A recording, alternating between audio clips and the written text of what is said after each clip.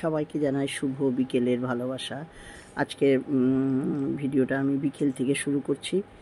দেখো তাড়াতাড়ি করে বিকেলে উঠেই না একটু চা বসিয়ে দিয়েছি। চা করে রান্নাঘরে একটু দুধ ছিল, সেই দুধটা ছানা করে রাখলাম। আর এই যে চায়ের জল বসিয়ে দিয়েছি। ঝটপট চা টা খেয়ে আর আমি একটু বেনাচিটি যাব, টুকটাক কাজ আছে, সেইগুলো সেরে আসবো।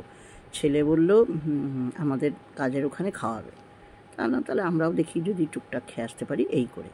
যদিও আমার ভাত করা আছে। দেখো চা হয়ে গেল, চা পাতা দিয়ে এটাকে ঢেকে রাখবো। এবার যেমন করে আর কি লিকার চা করি, আমরা তো চিনিও খাই না, দুধও খাই না, ফ্লেভারটা একটু চাই।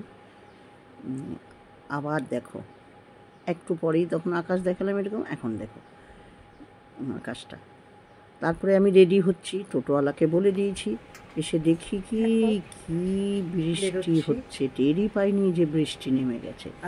তখন কটা বাজে? টোটোওয়ালাকে বলেছি 6টা 5-10 নাগাদ এসছে। দেখো কি বৃষ্টি। যদিও অবশ্য রাস্তায় যেতে যেতে বৃষ্টি কমে গেছে। চলে এসেছি বেনাচিটিতে, একটা সামনের দোকানে কাজ ছিল। ওই দেখো আকাশের চাঁদ।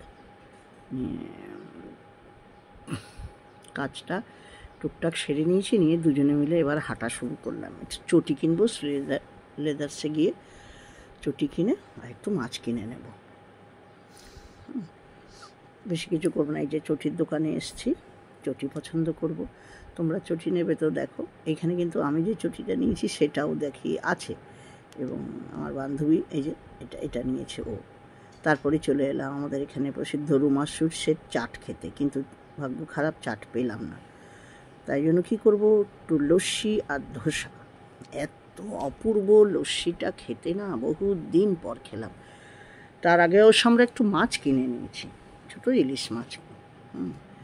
দেখো লস্যিটা খেয়ে বললাম যে ধোসা খেয়ে নিই, তাহলেই হয়ে যাবে রাত্রের ডিনার। এতেই লস্যিটা খুব ভালো হয়েছে, উপরে পাতলা লাগছে কিন্তু ভিতরে নাড়িয়ে নিলে ঘন এবং খেতে খুব সুস্বাদু, টেস্টি।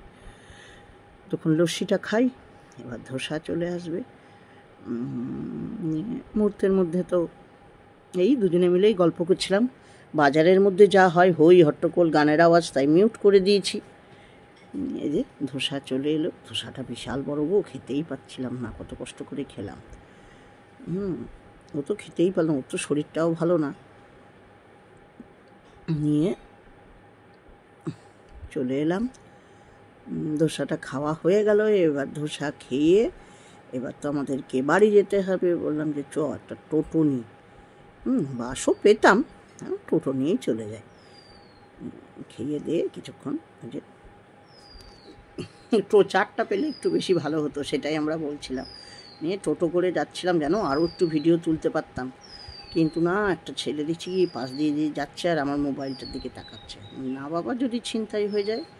বান্ধবীও বললো ব্যাগের মধ্যে ঢুকিয়ে রাখ। ব্যাস চলে এলাম। তোমাদের কেমন লাগলো ভিডিওটা একটু লাইক কমেন্ট করো।